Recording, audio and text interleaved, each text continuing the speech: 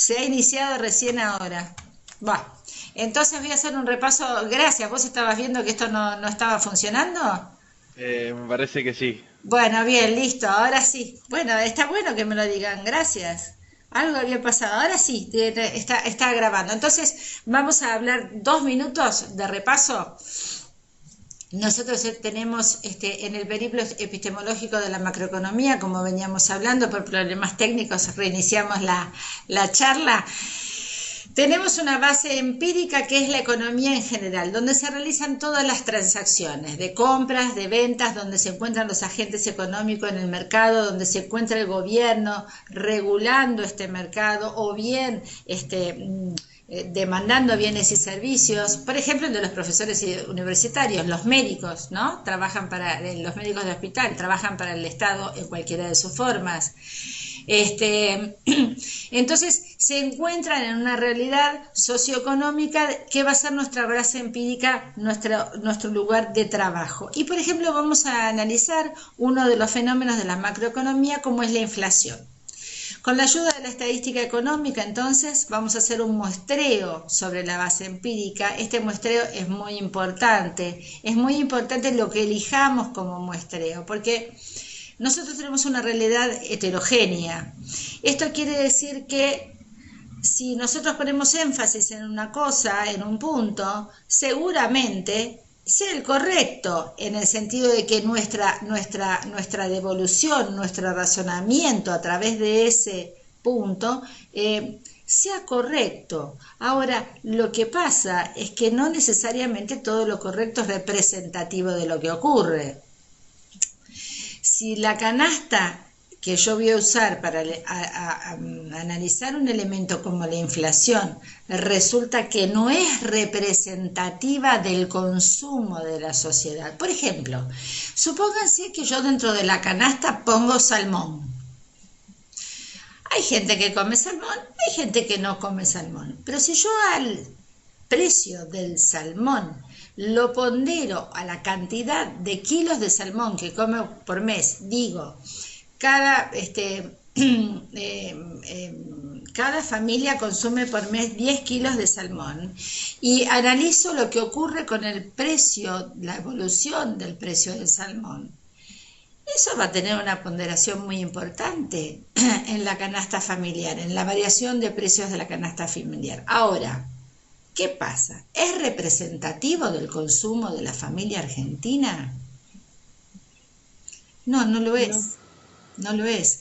Entonces, a donde voy a llegar es a un lugar que tiene todo un camino lógico que lo conduce para llegar, pero parte de una premisa que es falsa. El consumo de salmón en la canasta familiar mensual es insignificante. Entonces, es importante que la canasta sea bien elegida y que los lugares sobre los cuales se elige también tienen que ser muestras representativas. Por ejemplo, en Tilcara puede haber un consumo de una determinada mercadería que aumentó o no aumentó su precio, y en esa población tiene un consumo muy elevado que no lo es en el resto del país. ¿Qué quiero decir con esto? Que puede ser que yo analice un fenómeno ahí, que sea importante para la gente de ahí, pero que yo no lo puedo traslucir como importante para el país en general. ¿Por qué? Bueno, primero hago un estudio de qué porcentaje de la población estoy hablando. Y de ese porcentaje de población tengo que ver qué porcentaje de consumo en ese elemento estamos, ¿sí? ¿Por qué digo esto? Porque nos puede llevar a conclusiones erróneas. Evidentemente nosotros no podemos trabajar sobre toda la base, toda la realidad, toda esa base empírica. Evidentemente tenemos que hacer un muestreo, y estos muestreos y estas canastas se van renovando cada 10, 15 años en el mejor de los casos, porque el patrón de consumo nacional va cambiando. Muy bien. Entonces, la elección de la canasta de consumo es muy importante. Supongamos que con la ayuda de la estadística económica llegamos a un número al cual reducimos toda la realidad, y es que la inflación es del 5%. Entonces, este número mensual, este número, ¿es el esperado? La teoría económica analiza y dice, ¿es deseable que una sociedad tenga para su organización y para su modus vivendi una inflación de no menos del 60% anual? Esto me quiere decir que yo en enero podía comprar con 100 pesos algo que en diciembre lo tengo que pagar 160. Entonces me lleva a desorganizarme. A mí, a los productores, a los costos de la producción. Por eso es que generalmente cuando hay inflación la economía se retrae, porque hay un horizonte de planeamiento muy incierto. Entonces no es deseable. La teoría económica entonces va a analizar cuáles son las causas por las cuales se llega a esta inflación. Diagnostica que la inflación es de tanto y busca sus causas. Las causas van a estar teñidas según sea la teoría económica que está analizando el problema. Si es una teoría de corte estructural, va a encontrar que unas son las causas del problema. Si es una teoría económica de corte clásico, va a encontrar que son otros en general los problemas por los cuales los causantes inmediatos de esta inflación. ¿Sí? Bien. Hablábamos que hay un método inductivo y un método deductivo. Evidentemente, en principio se va de casos particulares y se trata de buscar un axioma general que justifique y explique todos estos casos particulares. O sea, vamos por un método inductivo hacia formular la ciencia en general, y luego de ahí vamos con un método deductivo a tratar de inferir las consecuencias de las políticas que tomemos. No tenemos que perder de vista que nosotros tenemos una ciencia social, no es experimental, no es reproducible de igual manera en dos poblaciones diferentes, en dos momentos diferentes. Cada población y cada momento y cada idiosincrasia determina que la reacción a un hecho que ocurre va a generar una consecuencia diferente. O sea, la receta por la cual se llegó a la solución de una inflación en Francia, reproduzco lo mismo en la Argentina y resulta que eso no soluciona el problema. ¿Por qué? Miren qué fácil. Porque los argentinos, por ejemplo, en el caso de la inflación, que hemos vivido terribles inflaciones, reaccionamos a esta en una manera desmedida, porque ya sabemos de lo que se trata. De la misma manera, haciendo un paralelismo, los países que estuvieron en guerra, importante guerra, escuchan una cosa que se parece a una bomba, a un estruendo, y reaccionan de una manera desmedida. O los países o las ciudades donde suele haber terremotos, reaccionan desmedidamente porque saben de qué se trata. Acá nosotros, gracias a Dios, para el retiro lo dicho, no quiero traer un tema religioso, es una forma de hablar, ¿no? Digamos que acá en líneas generales tenemos la suerte de no haber vivido grandes guerras en los últimos 100 años. Acá hemos tenido una guerra en el año 82 y su lugar, lamentablemente, de ocurrir fue en el sur, ¿no? Pero bueno, eso hace que nosotros escuchemos un estruendo y no estemos pensando en que nos están invadiendo. Y podemos seguir haciendo nuestra actividad habitual. O en el mismo hecho, si escuchamos un estruendo, un temblor, no nos quedamos paralizados. Preguntan en Santiago de Chile qué pasa cuando escuchan un temblor. Entonces, volviendo al tema que nos ocupa, lo que quiero decir es que cada lugar, cada pueblo y cada idiosincrasia va a reaccionar diferente al mismo estímulo, y tal vez se llegue a ese estímulo por motivos diferentes. Entonces, la teoría económica, según sea la teoría económica, va a encontrar causas a esta inflación. Vamos a hacer el supuesto de que tenemos, entonces, estábamos acá, a ver, estábamos en que la estadística económica va a darnos un número. Ese número era del 5%. La teoría económica está diciendo que ese número, esa inflación mensual es excesiva y perniciosa para la economía, porque se ha probado antiguamente que esto no lleva a buen puerto. Ahora bien, nosotros con el análisis económico vamos a decir que esto no nos conviene. No nos conviene porque es pernicioso para la producción y para el consumo en general. Entonces, la teoría de la política económica va a decir, bueno, frente a este hecho podemos reaccionar de estas distintas y posibles maneras. Siendo esta la causa, por eso es que la teoría de la política económica no está enfrentada con la teoría económica, corren paralelas. Van de la mano ayudándose la una a la otra. Entonces la teoría de la política económica dice, bueno, que era de corte monetarista. Entonces va a decir, bueno, esta excesiva inflación se debe a que se emitió mucho más dinero del que la población y la economía podía absorber.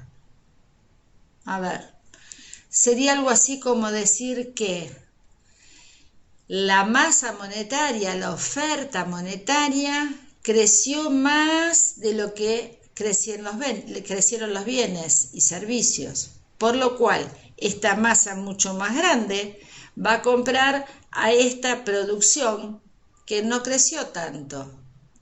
Si yo antes tenía 10 pesos y 10 bienes, ahora tengo 100 pesos y vamos a hacer 20 bienes, quiere decir que voy a pagar 5 pesos por cada uno de esos bienes, con tal de tenerlos. Antes, que tenía 10 pesos y 10 bienes, podía pagar, esto pensando que no hay velocidad de circulación del dinero, eso es muy simplista la explicación, pero con esos 10 pesos yo podía comprar los 10 bienes y pagaba por cada uno de ellos 1 peso. Ahora que tengo 100 pesos y 20 bienes, ambos aumentaron, pero uno más que el otro, yo con estos 100 pesos, con tal de comprar estos bienes, soy capaz de pagar hasta 20 por cada uno. No, hasta 5 por cada uno, eran 20 bienes, ¿sí? Esa es una base muy simplista de lo que dice la teoría monetarista de las causas de la inflación. Siendo esta entonces la teoría de la política que explica la inflación, entonces, ¿cuál sería la política a implementar? Bueno, dentro de la sociedad en que se encuentra, hay determinadas leyes, hay un marco jurídico, político, social, que dicen que se debería resolver de cuál manera. Digo porque, por ejemplo, si nosotros tenemos una economía centralmente planificada o una economía capitalista, hay cosas que en una están fuera de discusión. En una economía centralmente planificada, la mayoría de los entes productivos, de los factores productivos, son del Estado.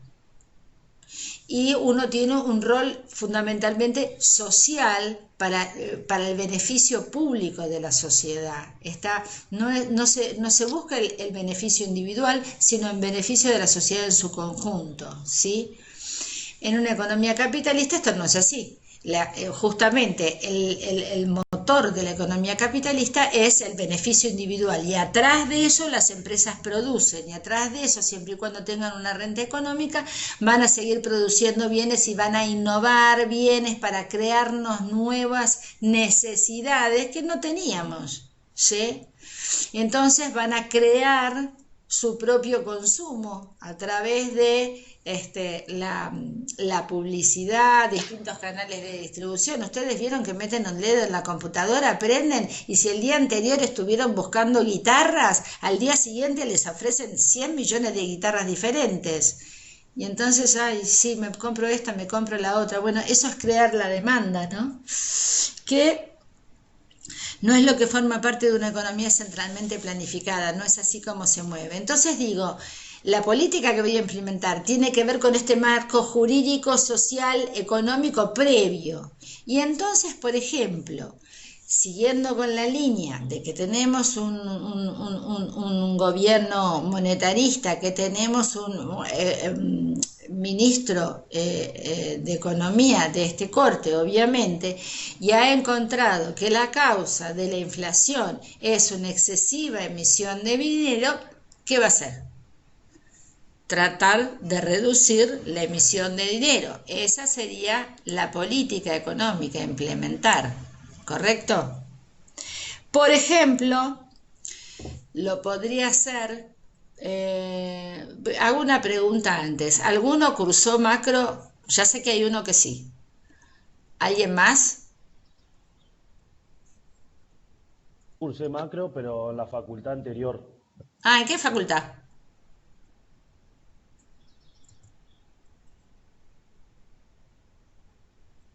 Se nos fue. Perdón, en UNER, en Paraná, Entre Ríos. Ah, mira, muy bien, bueno, sos de allá. Sí. Bueno, Ahora estoy acá y bueno, así que ok, bueno, entonces por ahí algunos de ustedes nos pueden ayudar. Por lo menos hay dos. A ver, si yo digo que quiero reducir la creación de dinero, qué medida podría adoptar? ¿Recuerdan?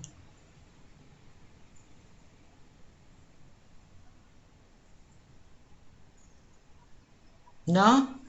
Bueno, No, entonces, profe. no, bueno, no importa. Entonces, si yo digo que hay una excesiva creación de dinero, lo que primero puedo hacer y decir es reducir la emisión de dinero. Por ejemplo,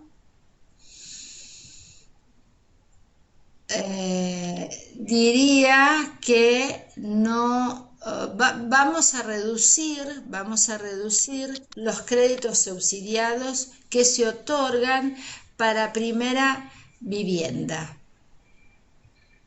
¿Se entiende lo que dije o lo explico? Lo Sí, explico. sí. Bueno, La idea es la siguiente. Ustedes saben, y como jóvenes, ha habido, no sé si volverá a ver, hay créditos subsidiados para la vivienda. Esto quiere decir, un crédito subsidiado es un crédito que se da a una tasa de interés inferior a la de mercado. ¿Eso quién lo puede dar? ¿El sector público o el sector privado? El el sector público. público. Sector El público. público. Porque el privado existe porque quiere tener una renta para sí. Si no tiene renta, no va a existir. Entonces, si yo voy a prestar a una tasa de interés inferior a la de mercado, obviamente que voy a funcionar a pérdida. Esto solamente es posible si me doy vuelta y está el Estado atrás que le otorga al banco en cuestión un crédito a una baja tasa orientado, se llaman créditos orientativos, se llama esto. Entonces el gobierno le da un préstamo, el Banco Central le da un préstamo a un banco comercial a una tasa del 3% orientado a la compra de nueva vivienda. Fíjense que con esta medida yo muevo varias cosas. Una, hago que los que no tienen vivienda a una tasa muy baja puedan beneficiarse con el hecho de poder llegar a adquirir la primera. Y cuando digo nueva vivienda, lo que estoy estimulando es la producción. A ver, yo tengo un departamento en Flores y lo quiero vender y entonces me lo quiere comprar a alguien con un crédito para nueva vivienda. No aplica. Solo aplica para viviendas nuevas. Y esto atrás hace que haya más construcción. Estoy haciendo dos cosas al mismo tiempo, dos fines al mismo tiempo, ¿sí? Dos objetivos. Bueno, supongamos que entonces la política económica decide reducir los créditos subsidiados al 10%. Quiero decir que del 100% de créditos solamente vamos a dar el 10%.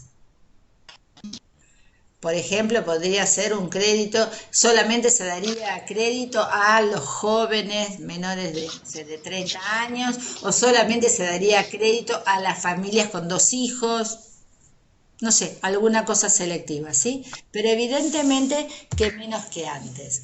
Entonces, nosotros ahí estamos haciendo la política económica directa. ¿Cuál es esta que acabo de decir? Vamos a reducir los créditos subsidiados al 10%. Y vamos a ver qué es lo que ocurre en la realidad.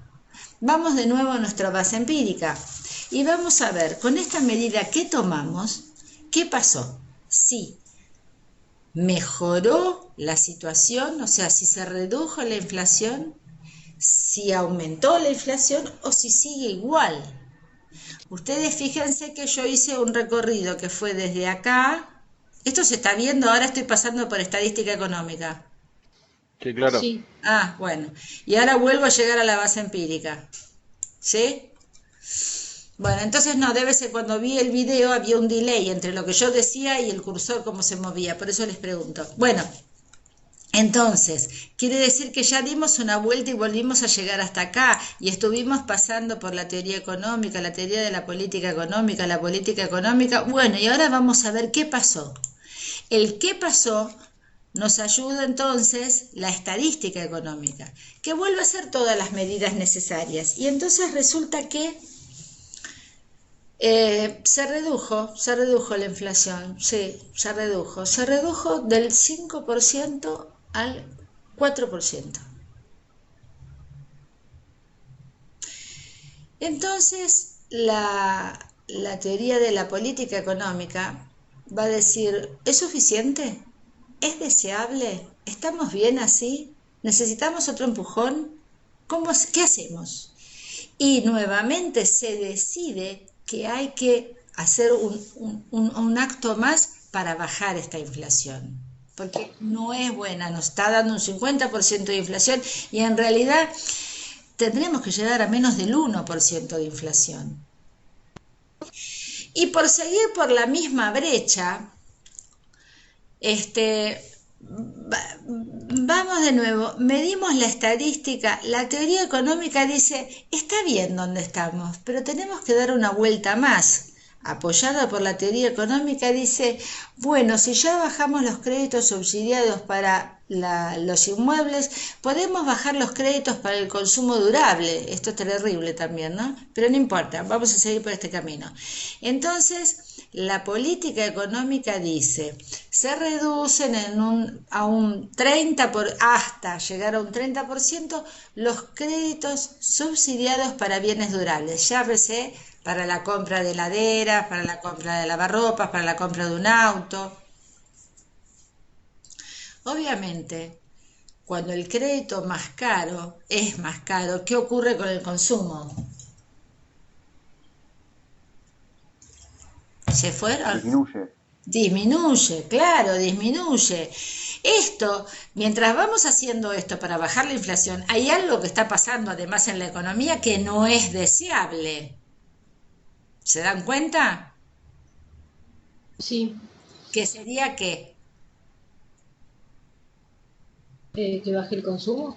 Claro, que baja el consumo y con eso, fíjense qué otra cosa baja.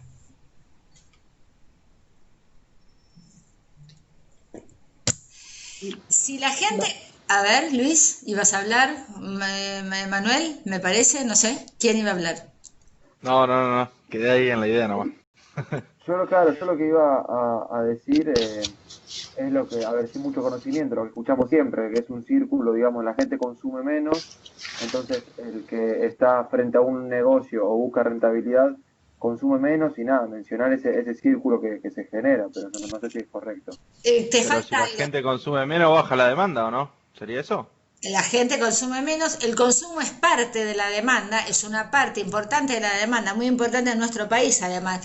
Entonces, como se consume menos, ¿qué es lo otro que va a pasar?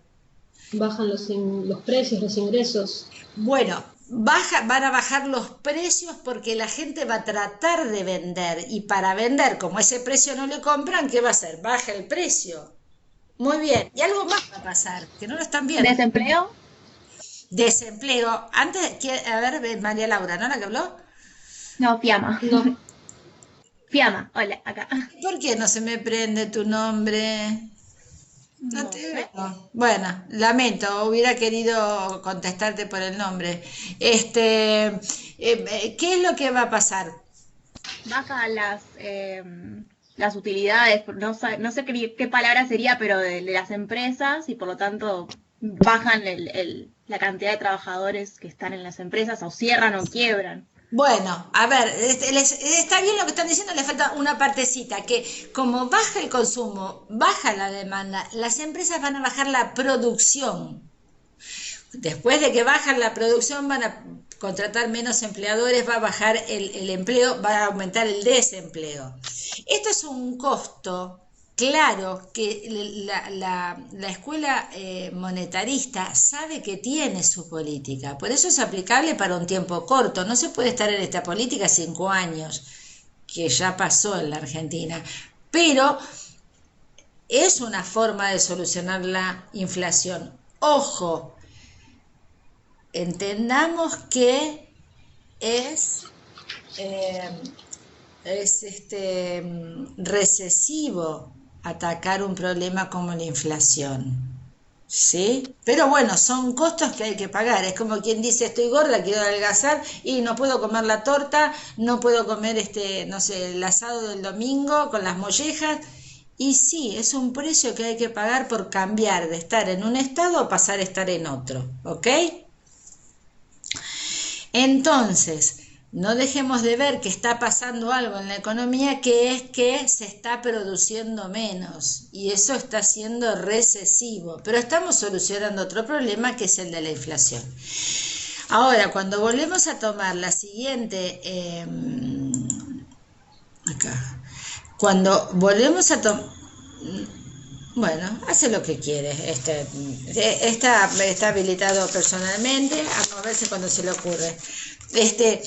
Cuando volvemos a la política económica y entonces decimos que vamos a hacer una cosa diferente, no contradecimos lo que hicimos antes, sino que vamos a ampliarlo. No solo vamos a disminuir los créditos subsidiados para vivienda, ahora vamos a reducir los créditos subsidiados al consumo. Por ejemplo, los planes ahora 12.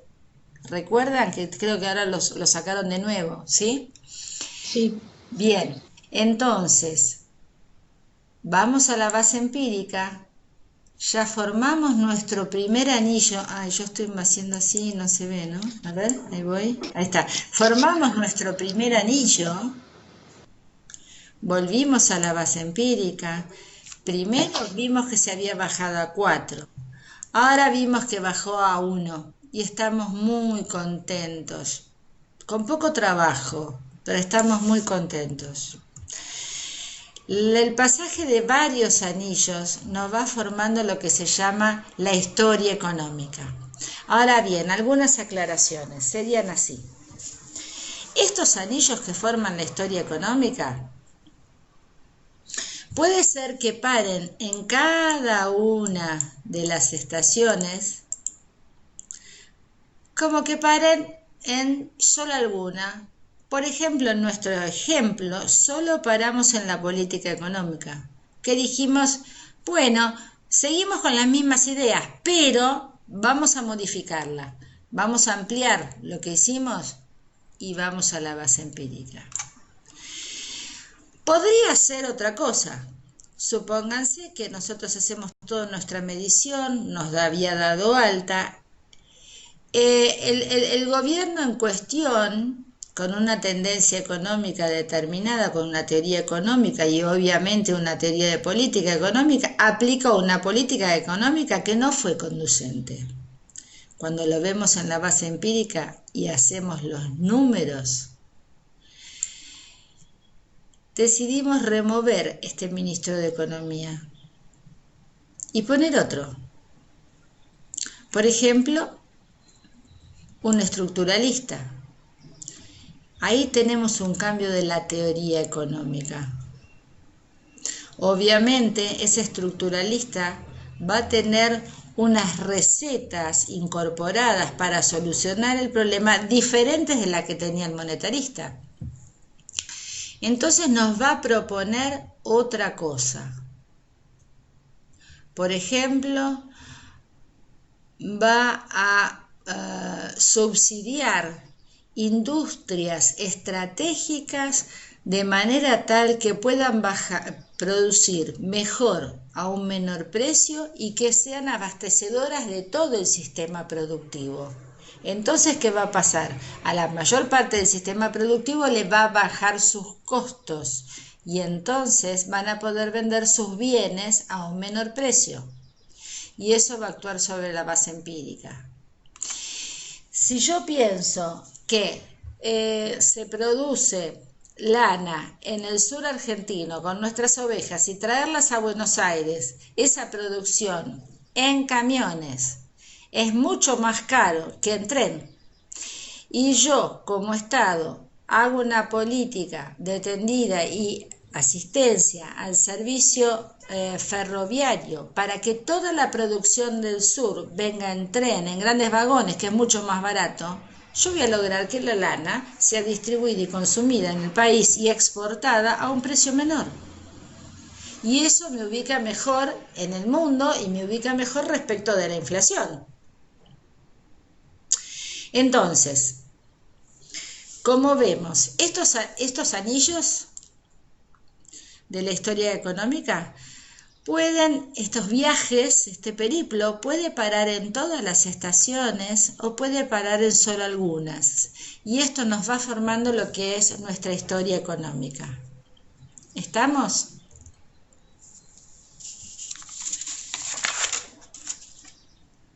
¿O no estamos? Perfecto. ¿Estamos? Sí. Bueno. Sí, todo perfecto. Bueno, a la luz de esto que hemos visto, es que podemos analizar cualquier fenómeno económico, ¿sí? Tenemos que pensar que todos los fenómenos económicos se dan a través del tiempo, que un proceso puede parar en todas las estaciones y modificarlas a todas, o solamente puede modificar algunas. En 1930, en el mundo, cambió el paradigma, cambió la teoría económica subyacente.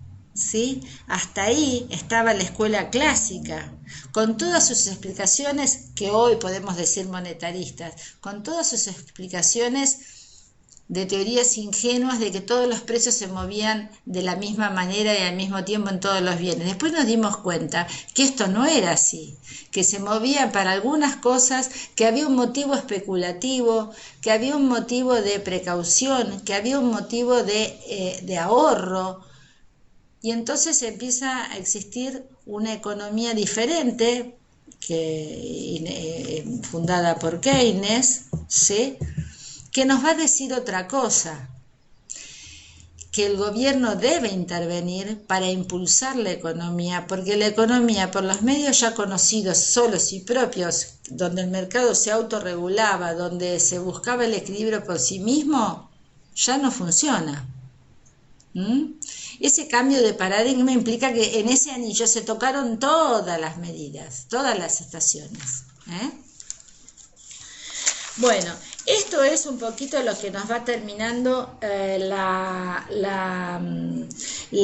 parte nueva y final, que ahora les voy a subir el nuevo PowerPoint para terminar, porque yo creo que nos merecemos esto.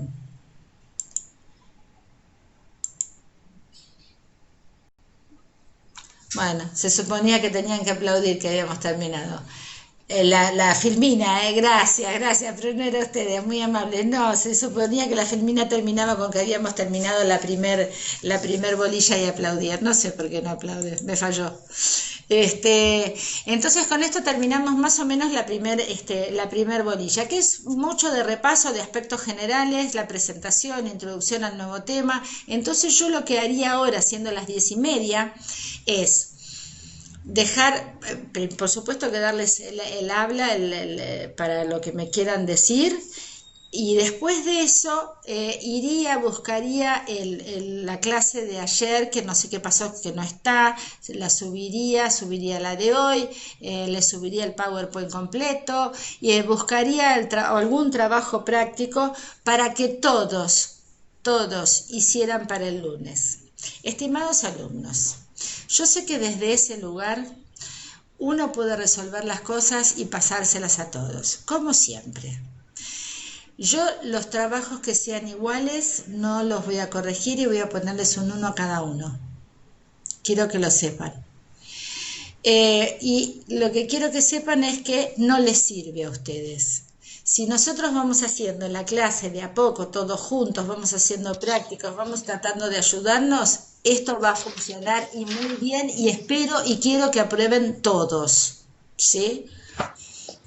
Pero tenemos que ser conscientes. En líneas generales, yo no regalo nada, no quito nada, todo es mérito de ustedes y yo los acompaño en el conocimiento, ¿sí? O sea, todos pueden aprobar y todos se merecen aprobar, pero por favor, seamos justos. Así como una compañera hace un ratito tuvo la delicadeza, y se lo agradezco, no me acuerdo quién fue, pero después me dicen el nombre, la delicadeza de decirme que estaba grabando la clase para 2 alumnos y yo le dije preferiría que no. Yo dejo la clase grabada. Bueno, eso enaltece a quien lo dice, ¿eh? Y a ver quién fue. Laura, bueno, te cuento, Laura, que sos la única que me da la cara. Los demás están muy fiacas. Les cuento Porque algo. yo la conozco, profe. Le hago una pregunta. Porque ya la conozco, profe. ¿Se puede hacer algún tipo de no sé, un modelo de, digamos, de, no sé si trabajo práctico, trabajo, lo que sea que tenemos que presentar para el lunes? Pero la verdad es que, o hay que hacerlo con... No, espera, si ustedes me ayudan, no, el del lunes no, sí, Luis o Martín. Luis Martín, nada, como quieras. No ¿Cómo te digo? No, Luis. Luis, No bueno, problema, Luis, no hay drama. Luis, y porque me aparece todo el nombre, por eso. Luis, este trabajo para el lunes específicamente no va a llevar una calificación, ¿sí? Pero sí quiero que todos lo hagan. No quiero que todo el mundo presente un copy del de al lado, porque no sirve. Quiero que todos juntos lo vamos a hacer, pero ustedes lo hagan durante el fin de semana. Que yo te dé un modelo. Yo voy a tratar de... voy a tratar de hacer una cosa que, si me sale mal, corto todo. Voy a tratar de traer un ejercicio que me gustaría... ¿Cómo era lo de la pantalla? Alguien lo sabía y me había ayudado. ¿Cómo hago para meterme en mi computadora?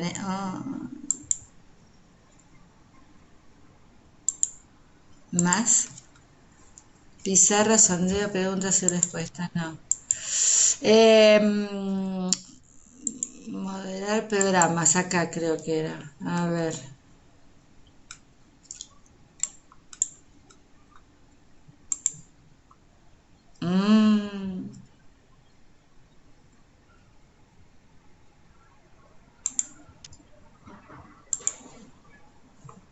Yo no sé si esto está bien.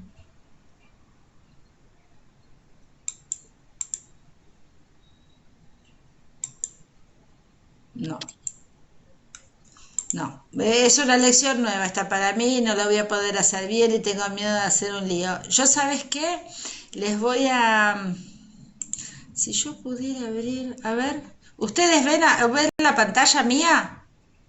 No, ahí decía cargando, pero a mí me salió por lo menos. No sé si alguien lo puede ver. Yo no puedo ver nada. No, ahora volviste, están las camaritas, nada más. Están las Tengo una cámaras. consulta. ¿El trabajo práctico va a ser más que nada tipo tirando teoría o ejercicios que todavía no vimos? Bueno, justamente, este trabajo, bueno, después lo voy a hacer, la verdad que se las debo pero por lo menos hice 2 clases y más o menos pudimos hablar. Em, el trabajo práctico va a ser, seguro les voy a dar uno que tiene que ver con y los va a ayudar Laura porque ella lo hizo.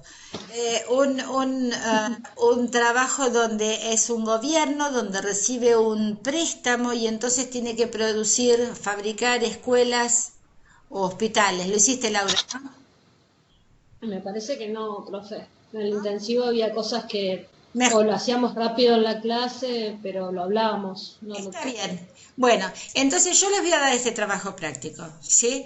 Les digo ahora, si yo pudiera, a ver, a lo mejor esperen, ¿tienen un poquito de paciencia?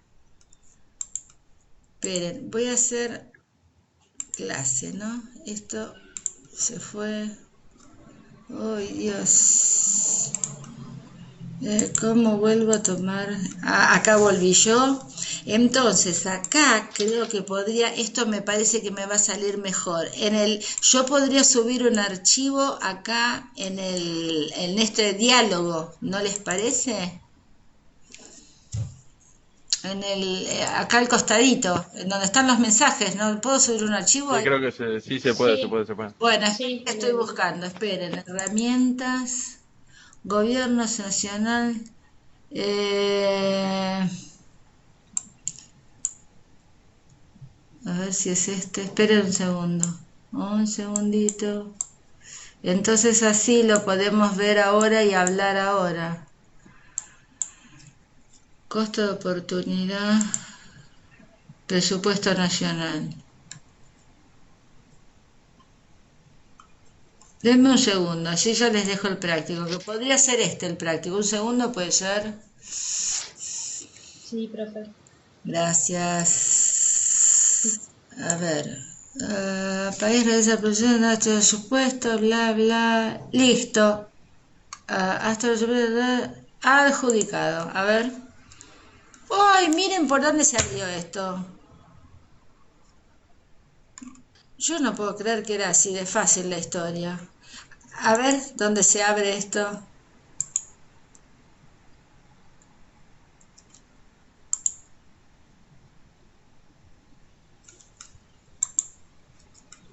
¿Ustedes ven esto que yo estoy viendo? No. No, yo puse a abrir los datos adjuntos. Es, Bueno, esperen. Trabajo práctico 2, ¿eso? ¿Dónde lo ven, Sí, chicos? ¿dónde lo No ves? sé, yo lo bajé directamente, me apareció un coso y lo bajé, toqué y se abrió en la computadora mía. Ah, O yo ni sea, no veo lo el coso. veo para compartir. Sí, sí, ahí lo paso. Ahí abajo, donde está para cortar la llamada, aparece un puntito rojo y ahí te da la opción de abrirlo. Ah, Ay, lo Ahí, vi. ahí te aparece el puntito rojo, abrís y abajo te dice datos adjuntos, archivos adjuntos y te dice uno. a ver, en el puntito rojo estoy igual que vos, ¿eh? ¿Qué hago? Ahí abrís y abajo te dice archivos adjuntos, administrar el contenido que se presenta y aparece entre paréntesis un uno. Y ahí te aparece el archivo. Ok. Y, ¿cómo hago? ¿Y ustedes ya lo tienen entonces? Sí, yo lo descargué y ya lo puedo ver. A ver, a mí no me está haciendo mucho de nada esto.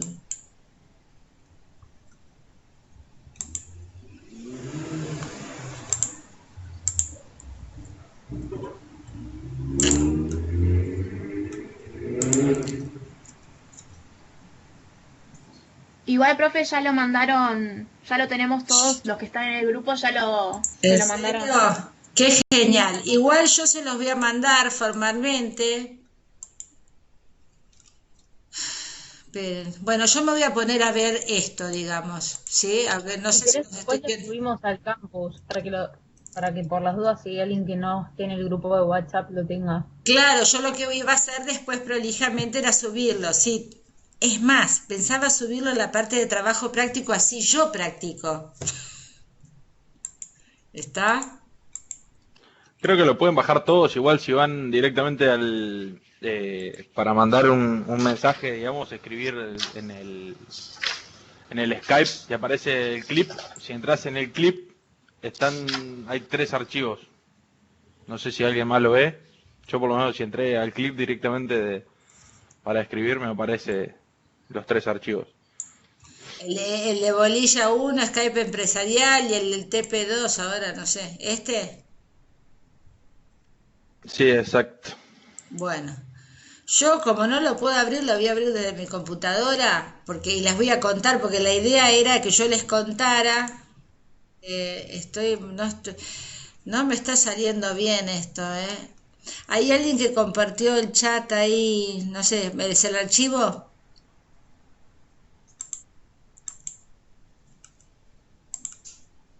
A ver. No, lo que compartieron es el grupo que tenemos entre todos los estudiantes.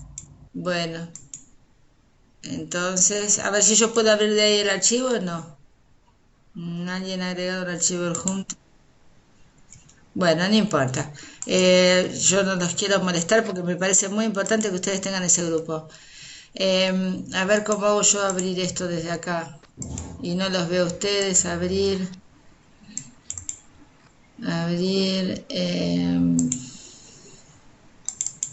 ¿Ustedes están viendo mi pantalla ahora lo que yo estoy haciendo? No. No. No es que tengan nada en otro mundo, pero en realidad por lo menos quiero saber cuando muestro algo o no.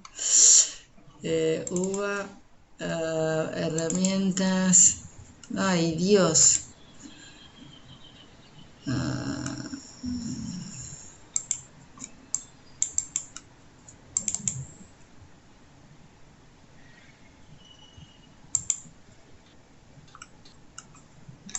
Porque no es un Excel. Dios. Bueno, voy a hacer una cosa. A ver. Espérenme un segundo. Yo sigo estando en pantalla, ¿no? Es probable que yo eso lo tenga. A alguien le aparece para anular el video, anular el sonido y algo de compartir pantalla y cortar, o algo así. Compartir contenido. Ahí en compartir contenido, si vas a administrar contenido, te aparece el TP que mandó. ¿A dónde está eso? A ver si yo lo puedo ver o es en el grupo de WhatsApp. Le aparece, digamos, una camarita para grabarse, el micrófono y al lado le aparece un compartir contenido. Ahí está, estaría compartiendo el contenido. Tiene que esperar a que se cargue. Claro, ahí está en la diapositiva, tendría que ir al otro archivo. El de TP2, TP... Pero el tema es que a mí me dice mirar y no me lo abre, por eso no entiendo. Ahora estaría viendo macroeconomía y los aplausos.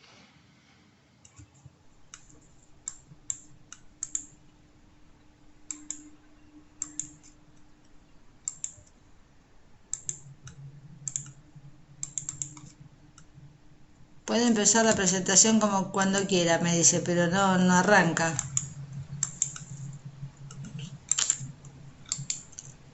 Bueno, esperen que yo lo debo tener acá. Aguárdenme un segundo en un papel. A ver, ya está, ya encontré un papel, esperen. Ustedes están viendo el TP, ¿no? Sí. Perfecto. Sí. Ahora yo perdí todo acá. Ahí está. Bueno,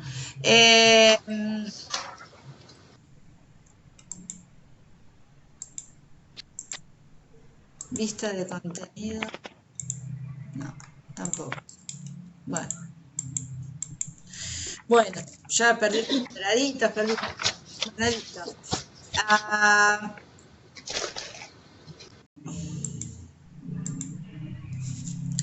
Vuelvo. ¿Es el que dice en un país se especializa en la producción de 2 tipos de bienes?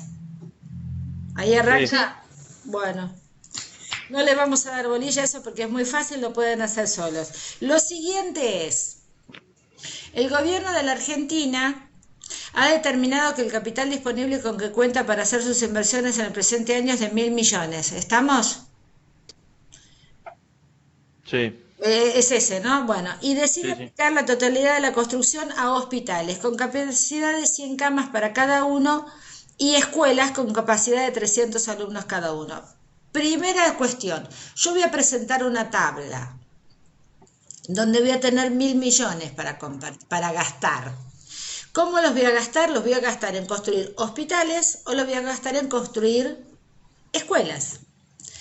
Yo voy a saber que cada hospital tiene 100 camas y cada escuela 300 alumnos. También sé cuánto me cuesta construir cada uno. Entonces, según las investigaciones realizadas, se ha llegado a la conclusión de que la inversión promedio necesaria para la construcción de dichos hospitales es 50 millones, mientras que para escuelas es 10 millones. Entonces, si yo tengo 1.000 millones para hacer una tabla tremendamente extensa, si yo divido 1.000 dividido 50, me da 20, ¿no? Sí. 20 por 50 es 1.000. Bueno, yo puedo hacer en lugar de 20, que son muchas, 10 divisiones. Entonces voy utilizando de a 1.000 capital, de a 1.000 millones. Entonces digo, bueno, yo puedo construir en una punta, en un extremo, si yo dedico toda la construcción de hospitales, ¿cuántos puedo construir? 20.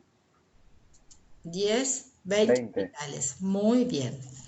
Y nada de escuelas. Si yo construyo escuelas, ¿cuántas puedo construir? Solamente 40. 10 millones sale cada escuela. O sea, Sí. que podría construir como máximo 100 escuelas y 0 hospitales. Correcto. Eso está dando la frontera de posibilidades de producción, que para nosotros, para poder tener un manejo matemático de la cosa, vamos a hacer que nuestra frontera de posibilidades de producción va a ser una recta. Entonces digo, bueno, ¿se entendió hasta acá cómo es el planteo? Sí, sí. Bien. Sí, perfecto. Entonces yo voy a hacer una tabla. La tabla va a ser lo suficientemente grande porque voy a tener una situación 1 y una situación 2. Y voy a tener un único gráfico grande para ver todo lo que me da. Tengo esos puntos y después en el medio voy a tener distintas combinaciones. Entonces voy a poder decir, por ejemplo, haciendo de a 100 millones y tener 10 puntos marcados, digo, bueno, los primeros 100 millones los dedico a hospitales, los 900 a escuelas. Entonces me va a dar que puedo hacer 2 hospitales y 90 escuelas, si estoy haciendo bien la cuenta. Y así sucesivamente, puedo hacer 20 hospitales menos escuelas, 30 hospitales menos escuelas. ¿De acuerdo? Es un trade-off entre una cosa y la otra. Acá se ve claramente el costo de oportunidad, porque yo estoy tratando de utilizar los recursos plenamente. Esto me va a determinar un montón de combinaciones posibles entre lo que el gobierno puede hacer con 1.000 millones de pesos, considerando que los va a destinar a escuelas u hospitales. Para producir más hospitales va a tener que dejar de producir escuelas y viceversa. También, según la información brindada por el INDEC, el Instituto Nacional de Estadísticas y Censos, se sabe que en el país existe una demanda de 1.200 camas hospitalarias. Este sería un típico caso actual si lo reformamos y componemos camas de terapia intensiva y respiradores, ¿no? También tenemos una información brindada por el INDEC que dice que en el país existe una demanda de 1.200 camas hospitalarias no cubiertas. De hecho, esto pasó. Yo lo saqué de un artículo periodístico. 1.200 camas hospitalarias no cubiertas. O sea, hay una demanda excedente de 1.200 camas hospitalarias. Y 18.000 niños no reciben educación por no tener acceso a escuelas cercanas. O sea, tengo 18.000 educandos que trabajar, que es un producto, y tengo 1.200 camas, que es otro producto que necesito. Nosotros ya teníamos una frontera de posibilidades de producción acorde a lo que habíamos hecho. Y vamos a ver si podemos satisfacer este punto. O a lo mejor no. Tenemos que satisfacer 2 puntos juntos, digamos, ¿Tenemos que satisfacer? ambos al mismo tiempo. Claro. O sea, intentar satisfacer ambos al mismo tiempo. te vas a dar cuenta de una realidad cuando lo trates de hacer. Entonces vos vas a hacer tu tabla de 10 puntos, ¿no? A, B, C, D, D. Vas a marcarlos en tu frontera de posibilidades de producción. Acto seguido, ¿qué vas a hacer? Vas a ver cuál es la necesidad de la sociedad. Vas a marcar el punto en tu gráfico, que por supuesto tiene que ser a escala, ¿no? No necesitan que les explique nada de esto, ¿correcto? ¿O necesitan? ¿Cómo, perdón? Necesitan que les explique que el gráfico tiene que ser a escala, los ejes tienen que responder a unidades lógicas, o sea, ustedes van a decir que cada 100 son 1 centímetro y eso lo van a tener que respetar todo a lo largo del eje, de un eje. ¿Se puede hacer en un Excel? Sí, claro. Pero... ¿Y manual que subimos foto también? Sí, también. Lo que yo les pido, normalmente en las clases, yo pido que tengan regla, escuadra, hojas cuadriculadas y si es posible, distintos colores de marcadores o de lápices, porque van a haber muchas cosas que son desplazamiento de curvas, entonces eso lo va a poder ver bien las cosas marcadas en la situación 1, colorado, las cosas en la situación 2 son verdes. A eso voy. Entonces, si pueden hacer eso, sí. En este caso, este trabajo práctico, hagan como quieran, como ustedes prefieran hacerlo. Sí. Entonces, van a encontrar por otro lado cuál es la necesidad de la sociedad. Después, hay una segunda situación que se produce a través de que el Banco Interamericano de Reconstrucción y Fomento, el BIRF, otorga un préstamo a la Argentina de 500 millones de dólares, pesos, con una condición, que sea destinado pura y exclusivamente a la construcción de hospitales. El BIRF existe y el BIRF da préstamos específicos para algo, como el Banco Mundial. Mejor dicho, el BIRF es un brazo ejecutor del Banco Mundial. Es una de las tantas filiales bancarias que tiene, ¿sí? Entonces, lo que me voy a encontrar ahora es con otra frontera de posibilidades de producción, porque me han cambiado un supuesto. ¿Se acuerdan? Que los supuestos decían que los factores estaban fijos. En este caso era el capital. Nosotros teníamos un capital determinado para hacer determinada cantidad de cosas. Ahora, ante la aparición del préstamo, se ha modificado un supuesto básico, que es que el capital fijo en dinero, pesos, estaba dado. Ahora va a cambiar. Y ustedes ya saben lo que pasa cuando varía una variable exógena. ¿Sí? Bueno, lo que se pide, ¿me van siguiendo? Se desplaza la curva para arriba o para abajo. Algo así va a pasar, algo así. Y cambia la pendiente también. No sabemos, algo va a pasar, por eso la idea es que ustedes lo hagan. Y está bueno que ustedes discutan, pero yo les vuelvo a repetir. Los trabajos prácticos son entregados en forma individual.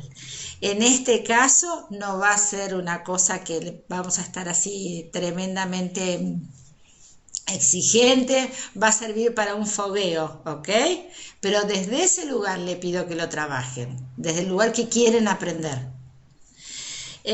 Yo voy a tratar de hacerlo como formal, mandarlo con el formulario de Google para que ustedes me contesten, respuesta cerrada, abierta. Miren, yo no sé bien cómo es, pero voy a tratar de hacerlo por ahí porque el día que los evalúe y que les tengo prácticos para evaluación los voy a tener que mandar por ahí, así que va a ser una prueba para todos.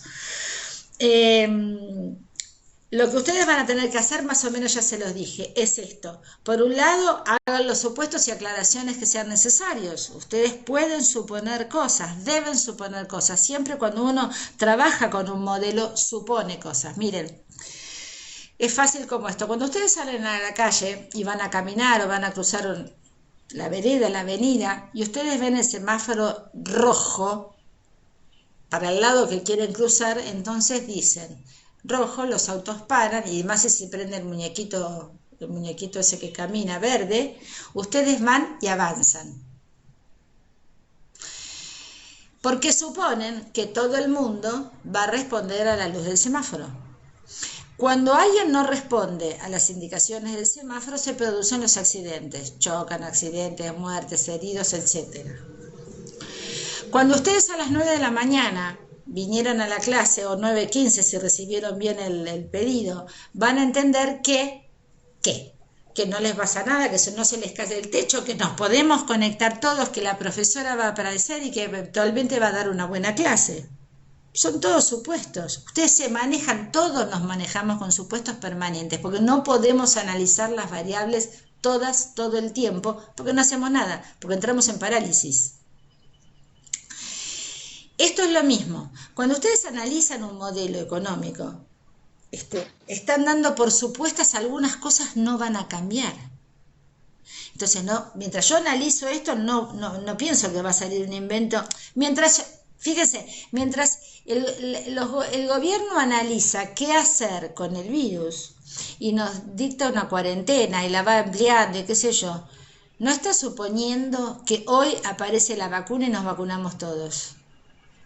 Se mueve con el supuesto de que no tiene vacuna, ese es el supuesto, entonces por eso la cuarentena, entonces por eso lo de los medios de transporte, entonces por eso y por eso, porque supongo que hoy no está la vacuna. Si mañana aparece la vacuna, todo esto que estamos haciendo va a cambiar. ¿Entienden la idea? Sí, sí. Bien, en los supuestos es lo mismo. Entonces yo les cuento esto y les dejo a ustedes el espacio libre para que cada uno haga sus supuestos. Claramente esto denota cuál es el trabajo individual. Después les voy a pedir que tracen la frontera de posibilidades de producción de la situación inicial y su tabla. Después le pido en el gráfico que muestren un punto ineficiente, marquen y con sus coordenadas un punto ineficiente, eficiente y otro inalcanzable. Me indican qué punto elegiría el gobierno. Ustedes tienen la respuesta en el enunciado. El punto está claro, lo marcan. Me dicen qué ocurre en ese punto. Después pide que grafiquen la nueva situación. La nueva situación es a posteriori del crédito gastado y distribuido como ustedes hayan pensado. En el mismo gráfico y en la misma tabla, para que puedan ver las diferencias. ¿Está claro esta parte? Es un solo gráfico y una sola tabla. Situación 1 y situación 2 de la misma tabla. Analiza, desarrolla y señala aquellos conceptos y aclaraciones que te parezcan importantes. Este es el práctico. ¿Se entendió lo que tienen que hacer? Sí, Ok, sí. solo el punto 2 entonces, profe. No, el 1 también. Es muy Ok. fácil. Es mucho más conceptual. La idea de este práctico es, bueno, listo, arrancamos, gong, salimos. ¿Qué salimos? Bueno, de lo que vimos, de alguna manera, lo más importante es la frontera de posibilidades de producción, el costo de oportunidad, y sería la tercera, y esta se las voy a dejar para que, esta sí va a ser evaluada, ya se las digo para que la piensen. Después se las voy a hacer formalmente. La pregunta va a ser: construya bajo el manto del periplo epistemológico de la macroeconomía un problema macroeconómico y defina sus anillos. Entonces van a contar cuál es el problema, cuál es la medición de ese problema, una teoría económica que dice sobre ese problema, apliquen una política. En el marco general ustedes pueden agarrar la bibliografía y ver este problema, un recorte, un artículo periodístico que dice cómo solucionar un problema o no. Los problemas macroeconómicos, ¿cuáles son? Inflación, desempleo, grado de apertura económica, déficit público, etcétera, etcétera. ¿Sí? Cualquier problema.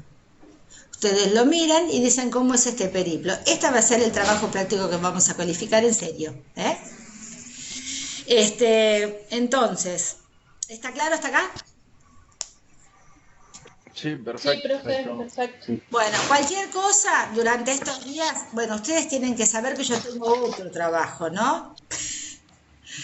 Entonces, ustedes escríbanme si tienen dudas o hablen en el foro, discutan. Yo toda vez que puedo voy a entrar, voy a tratar de decir esto está bien, esto es correcto, vayan por este camino, esto no.